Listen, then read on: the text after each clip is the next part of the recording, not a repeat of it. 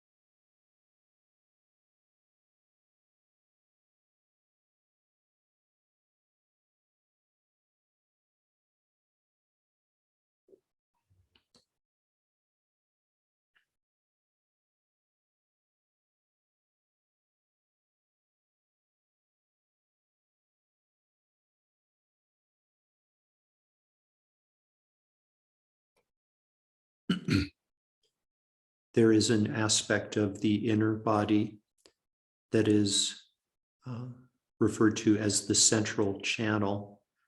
The central channel originates at a point in between your eyebrows, ascends to the crown of your head, and descends in a straight line down through the center of your body, terminating at a point in between your sit bones.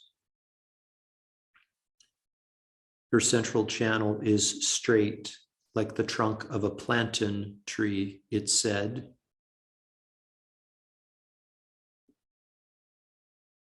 Your central channel is about the width of a drinking straw. The walls of the central channel are soft and supple, like the petals of a lotus flower. And the color of the walls of the central channel are pale blue. Energy winds, sometimes called prana, sometimes called chi, flow through your central channel. And by enabling your winds to move up and down the length of your central channel, you can facilitate both physical and emotional healing and maintain good health. So with each inhalation through your nostrils, I'd like you to observe the sensation of air moving across the tips of your nostrils, and further observe prana moving fluidly and instantaneously down to the lower tip of your central channel. With each exhalation, allow the prana to move back up to the crown of your head and then down to the point in between your eyebrows. On the subsequent inhalation, back up to the crown of your head and down through the central channel. And please repeat this pattern for a few moments.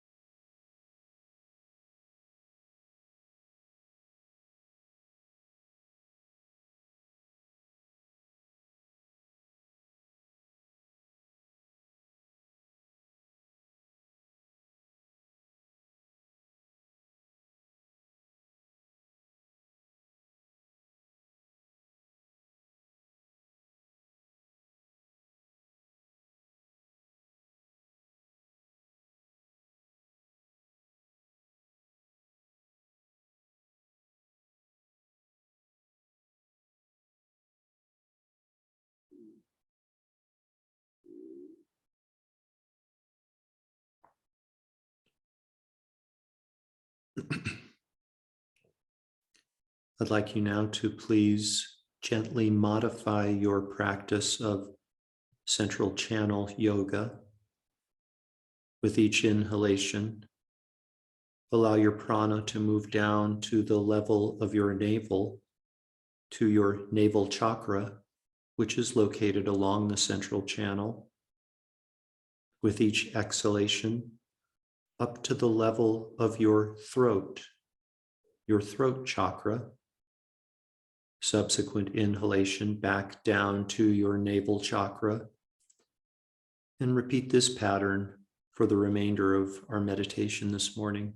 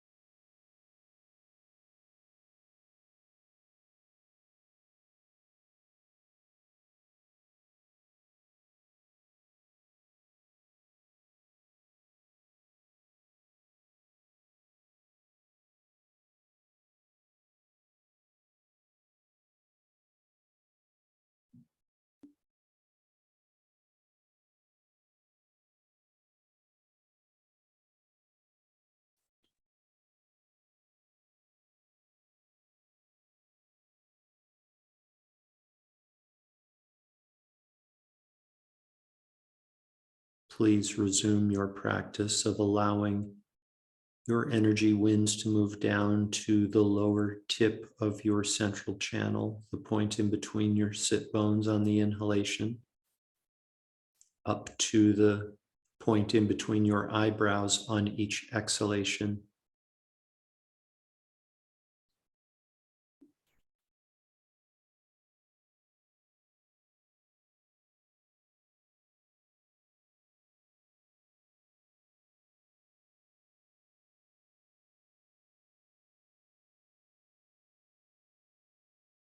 Please become aware again of this entity known as your physical body and allow your breathing to become less shallow.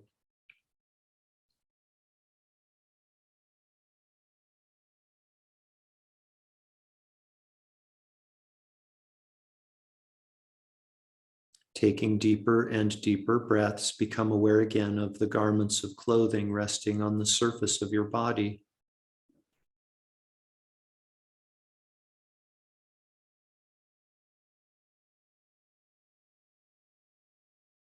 Become aware again of your surroundings inside the room that you're occupying.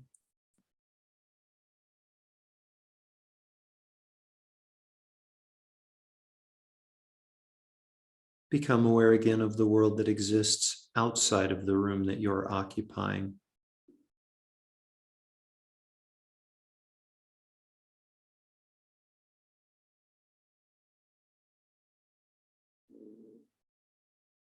We dedicate all of the merit from this morning's meditation to world peace. May all beings, without exception, be completely and permanently free from all forms of mental and physical suffering. May all beings be happy, peaceful, contented, and free.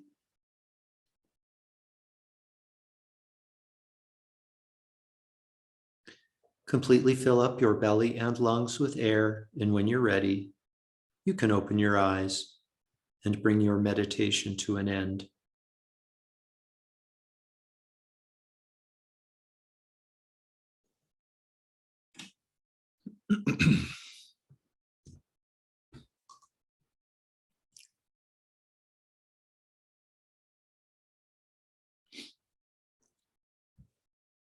Welcome back, everyone. So we are going to move into our discussion of the perfection of giving. Before I do, I just wanted to, in our discussion of giving, we're going to address different components of giving that make the practice most meaningful and most beneficial. There are a number of different aspects to the practice of giving and making it into the perfection of giving. But far and away, the most important element of the practice of giving is the intention behind the giving. That's why, I spent an entire class and part of the next one, of the subsequent one, on talking about love and the importance of love being our motivation for engaging in these practices of the Bodhisattva. Love, of course, being a wish for another to be happy. Now, it may be that some of you might be thinking, well, loving others would be easy if they were more lovable, and that's a kind of a fair obstacle to the practice. And there are techniques, there are methods that we can do to help to cultivate love for more people, more purely and more unconditionally. And we're actually doing that. That's where we're headed with this practice of central channel yoga. But to the extent that for whatever reason, love is, there are obstacles that prevent you from wading more deeply into the waters of love, then maybe think about substituting love with compassion. Yeah, or maybe even go back and forth between love and compassion. Compassion being a wish for another to be free of their suffering. Love wishing for another to be happy. Compassion wishing for another to be free of their suffering. There are lots of people out there suffering in this world, lots of them, from all sorts of reasons. And I know that I don't need to list the various reasons for people suffering, but that might be an effective means for us to move from a place of aversion to compassion if love isn't accessible to us. I mean, there's the saying, I saw a bumper sticker one time in my life, I haven't seen it since. It says, mean people are suffering. And it's so true. And another expression that I'm sure many of you have heard are hurt people hurt people. And so, maybe it's more practical right now for us, and again, more accessible for us to make our intention compassion, a wish for others to be free from suffering that impels us in our practice of giving and the other 5 perfections. And love and compassion are so closely related. Both the basis of both are seated in our heart chakra. So totally fine to pick whichever one you want or to go back and forth between the two. One other little suggestion that I wanted to make, it's actually giving credit to Linda Amen Smith, who many of us know. Linda has this a feature of her practice of the 6 perfections, also known as the 6 paramitas, is for her to focus, like really focus intently on one perfection each month. So like for the month of August, her perfection, the perfection we focus on might be giving. And then for the month of September, maybe we emphasize effort, or I think the next one that we're going to talk about is moral discipline. So as you become familiar with the practice and actually carry out the practice, maybe think about doing that, emphasizing one perfection per month, and then moving on to the next perfection in subsequent months. Okay, so without further ado, on to the perfection of giving.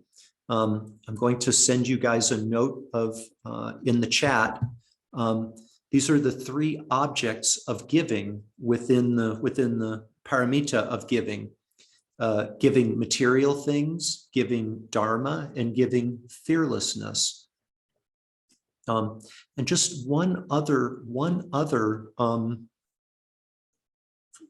somewhat fine and important point is that giving is giving, right? Giving is giving. And the perfection of giving is giving that is carried out with a bodhicitta motivation, with the wish to become a better person for the sake of all beings. That bodhicitta motivation is what moves the practice from giving to the perfection of giving. Okay, I kind of read a little bit, refreshed myself on the perfection of giving this morning, and I had forgotten about that. And by the way, some of you may have a copy of Joyful Path of Good Fortune. That's a book by my teacher, which is an unabridged presentation of Buddha's sutra teachings. And there's an extensive and excellent discussion of the 6 perfections in Joyful Path of Good Fortune. Okay, so really 3 different components to the practice of giving that makes it most meaningful and most beneficial. One is As I said before, the intention behind the giving, that's the most important one. Another one is what we give, the object that we give in our practice of giving. And the third is to whom we give the object, right? So I hope you guys find this interesting and even fun to examine and kind of contemplate and play with the practice of giving, your practice of giving. So we'll start with giving material things. You know, some of the most obvious objects of giving material things are like giving money or giving our possessions away. I would think about with regard to possessions and with regard to money, totally valid objects of giving. How about checking in and seeing, when it comes to giving material things, giving objects that you're attached to, right? What objects are you most attached to? And maybe that would be sort of a good place to start with your perfection of giving. I'll shine the spotlight on myself a little bit here. You know, maybe a good object of giving for me would be to give one of my 5 bicycles that I own, right? Giving you know, bicycles near and dear to my heart. Maybe that's a good object of giving for me. An object of giving that would maybe not be so good for me is maybe not, but sort of like giving away tomatoes, right? I don't like tomatoes. So, you know, how beneficial would it be for me to give to tomatoes? Again, it comes down to the intention. I'm going to get rid of these disgusting objects because I hate them, get them out of my way. You know, not the most virtuous and meaningful object of giving for me. But you know, I know, you know, there are lots of shades of gray here, right? Somebody could gift me some tomatoes, not knowing that I don't like them, and I can re-gift them to somebody else, and knowing that they enjoy tomatoes, and it would be a totally fine practice of giving and meaningful. Just intention. And maybe with regard to giving away our objects of attachment, maybe we shouldn't try to go too far too fast, right? Nobody's asking anybody here to give away their firstborn, you know, or their grandchildren to somebody else. Not, of course, not that we have the authority to do that, but, you know, maybe find a middling ground between our objects for which we couldn't care less about them, or objects for which we have really strong attachment, maybe somewhere in between. And of course, the extent to which the extent to which our giving is meaningful, it's also a function of the extent to which we think the person to whom we give will appreciate them, right? Even if I were to muster the non-attachment to give away one or all of my bicycles, you know, I'm not going to give one to my mom, right? Because she couldn't care less about bicycles. It would be meaningless to her, probably be a pain in the neck for her. Where am I going to put this thing, you know? So these are kind of some of the obvious considerations when it comes to what we give. Another really important feature of giving is to whom we give, whether it is material things, dharma, or fearlessness. There are a lot of, in Joyful Path of Good Fortune, Geshe Kelsang lists a lot of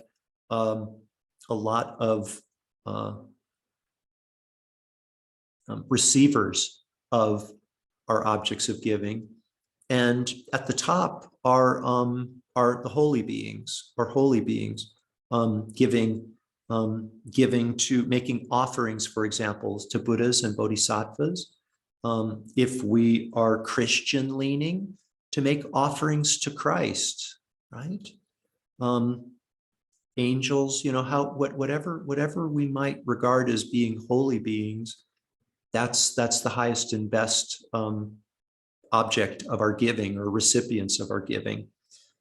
Giving to our benefactors, also very important. Starting with our parents, yeah. For some of us, our parents may no longer be in this world. Maybe we make offerings to them, right? Light a candle for them. Maybe if we like to have fresh flowers in our home, maybe we adorn our home with some fresh flowers and place those flowers in front of a picture of our deceased parents or any other benefactor in that respect. Creativity here is not only allowed, but it's encouraged. So please, I lovingly invite you to have fun with this, to be creative. And the other most meaningful recipient of our giving are those who are in need, right? There's a big difference between me making a cash gift to somebody who is really, really wealthy and me giving a cash gift to somebody who is lacking in means, somebody who is homeless perhaps, or somebody who's having trouble making their electric bill payment. So why we give, what we give, and to whom we give it. Yeah, these are the three most important, meaningful considerations when we progress on the path of the perfection of giving. So more on Monday. We'll talk about more aspects of giving material things as well as giving Dharma. Thank you for being here, you guys. Have a great, great weekend. Thank you, Joe. Thank you. You're most Thank welcome. you, Jeff. Bye. Thank you, Jeff. You're welcome. Can I have one of your bicycles? No, that was a hypothetical example. You're too big anyway.